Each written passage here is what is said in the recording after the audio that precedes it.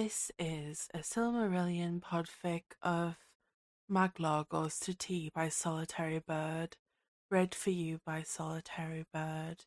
This fic is rated G, with mentions of past food insecurity. Two hobbits find Maglor by the sea and invite him to come home with them for tea. Maglor decides to go with them. Maglor had no idea how he had been convinced to follow two of the smallest people he's ever seen home. Smaller than dwarves and yet also not human children, nor were they elflings as he had first thought after seeing their pointed ears. Had he really been lost upon the seashore so long that an entirely new race of being had sprung into existence? The last time he had interacted with society, there had definitely not been word of such a people. Despite the strangeness of their sudden existence and diminutive size, they had been nothing but kind to him. The land they came from was called the Shire, and its soft warmth and laughter reminded Maglor of another place long ago and far away, a place before the unchaining of Melkor, the Oath, and all the horrors that had followed after. Maybe his mind had finally cracked after spending so many years alone by the sea. Perhaps this was a dream, some imagining of his tired fear as he lay upon the sand. In any case, Maglor found himself sitting at the head table of a great banqueting hall. This table alone was covered in more food than he had set eye upon since leaving Tirion for Formenos. His stomach had shrunk significantly since then. Life in Beleriand as a child of Fëanor, who was numbered among the kinslayers, had very little to do with the luxuries of table and board. Fëanorians had hungered for more than just the Silmarils. Maethros had suffered in that regard more than any of them had, but he was gone now. All of the 7 sons but he alone, the second brother, and the last. He was jolted out of these depressing thoughts by someone passing him a wet cloth. The cloth was warm, and his trip companion, Belbatuk, had been the one to hand it to him.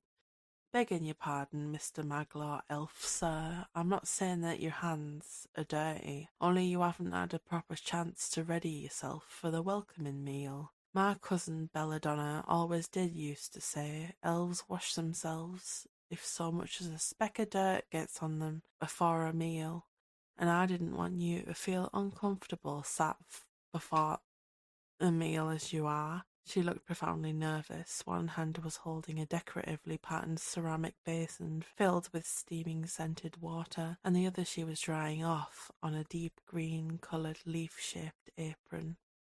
"I take no offence, dear lady. I am glad. I was merely admiring the array of dishes that are served here." Maglor hurriedly wiped at his hands with the towel.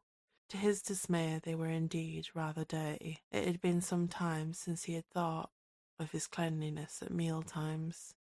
There had been little thought for meals either. 2 hobbit children, he would later find out, were called fauntlings by their own people, rolled out from under one of the tables. Each one was holding a baked good in either hand. A female hobbit grabbed them both by the ear and dragged them out of the great hall to great applause. "I won't have you stealing from the table before the Thane has even had time to give his speech," she scolded. Whatever else she said was lost as she closed a great round door behind her. Once the commotion settled, a jolly-looking portly hobbit stood and clanged a spoon off of the small crystal glass. The resulting sound brought the room fully to silence. "To our guests," he shouted, "and a good feast." He then sat down and began placing things on his plate, whereafter there was another big cheer and the sound of cutlery clinking as all those gathered began plating up their food. "Don't feel pressured to eat more than you wish to," Faramond Tuck whispered to him as he placed several sausages onto his own plate. "Elves tend to eat like birds, I'm well aware, but hobbits need at least 5 good meals a day, if not 7. None of this will go to waste."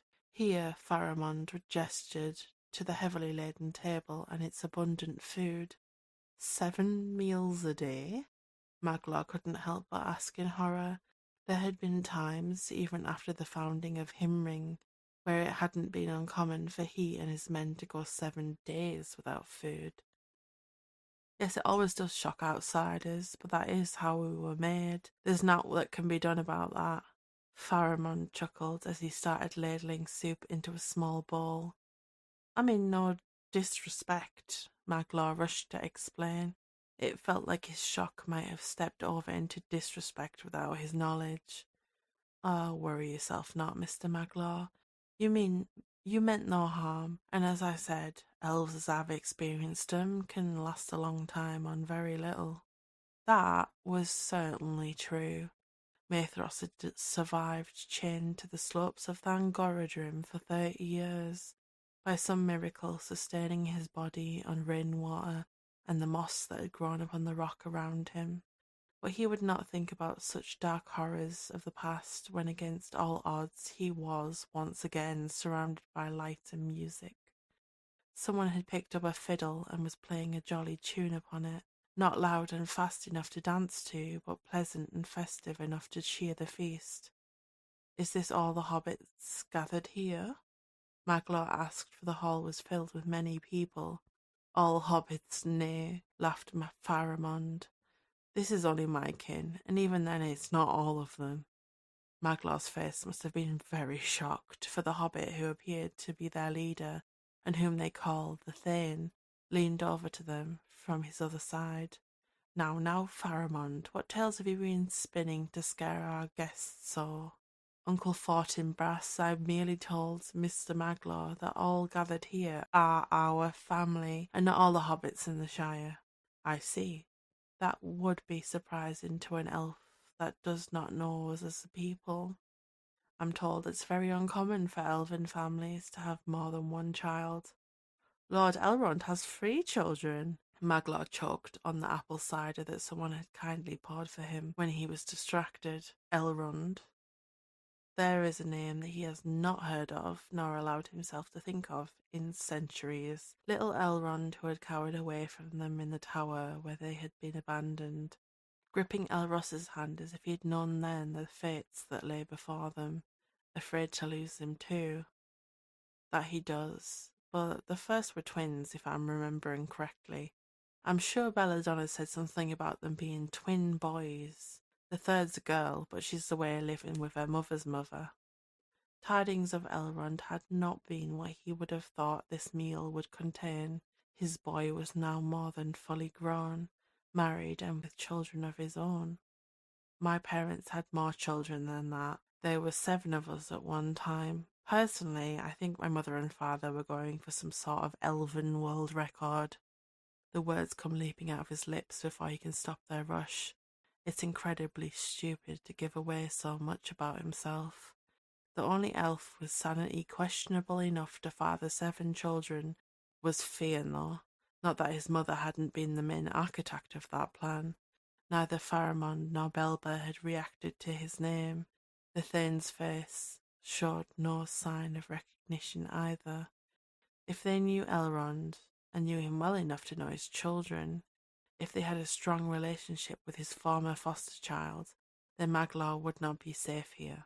The urge to escape began to bubble up in his chest once more, the same fear that had driven him to the sea in the first place, for he could feel the notes of the fiddle tugging at him, bringing him back away from his ancient flight and the burning sensation in his hand.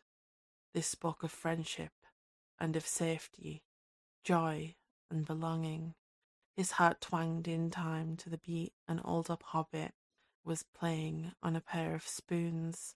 It bid him to join, to stay, to follow them in the music, and maybe even to sing. However, there was no song of joy that would leave his lips, and he would not burden the hobbits with the sorrows of a land now sunk under the sea.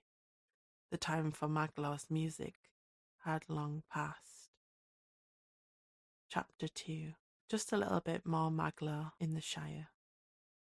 I'm not saying that I don't like it, Maglor says as the hobbits begin to crowd around him. Except he really doesn't like it, and the it he doesn't like is the rosehip jam made by Granny Bracegirdle. The hobbits seem to be unable to process this information at all. Apparently, no one has ever had this opinion before. In Maglor's defense, it tastes horribly similar to his step-grandmother's favourite tea, the one he had been forced to drink every time they went to visit his grandfather in the days they had all lived in Tirion.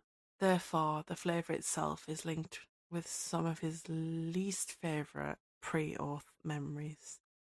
Honestly, it's not even that bad. It's just that its presence is almost omnipresent in the Hobbit's cuisine. Maglor wondered what the food landscape of the Shire was like before Granny Bracegirdle learned to make jam. Had rosehip jam been just as commonly used, just made under another Hobbit's name, or had it supplanted something else? Marnie Bracegirdle, her youngest daughter, looked at him in a way that told Maglor that she doesn't believe a word he's just said, but hands over the jar of raspberry jam anyway. It tastes much better, and it doesn't remind him of the past.